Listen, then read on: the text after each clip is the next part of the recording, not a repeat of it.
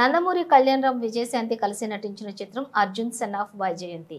ఈ cinema promotions లో భాగంగా కళ్యాణ్ రామ్ విజయశాంతి గురించి మాట్లాడుతూ ఈమెను అమ్మ అని పిలుస్తానని, ఆ సినిమాతో తమ మధ్య అనుబంధం మరింత బలపడిందని అన్నారు. కళ్యాణ్ రామ్ మాట్లాడుతూ తల్లి కొడుకుల మధ్య ప్రేమ అనుబంధాల గురించి ఈ సినిమాలో చూపించామని తెలిపారు.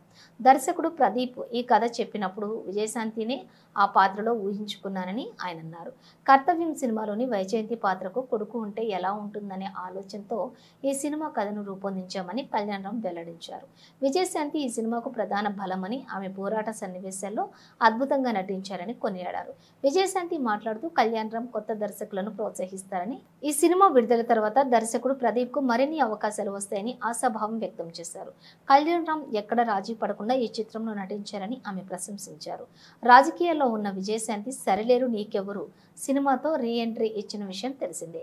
ఈ చిత్రం తర్వాత ఆమె అర్జున్ సన్ ఆఫ్ వైజయంతిలో నటించారు. ఈ సినిమా టీజర్ సోమవారం ఉదయం విడుదల కానుంది.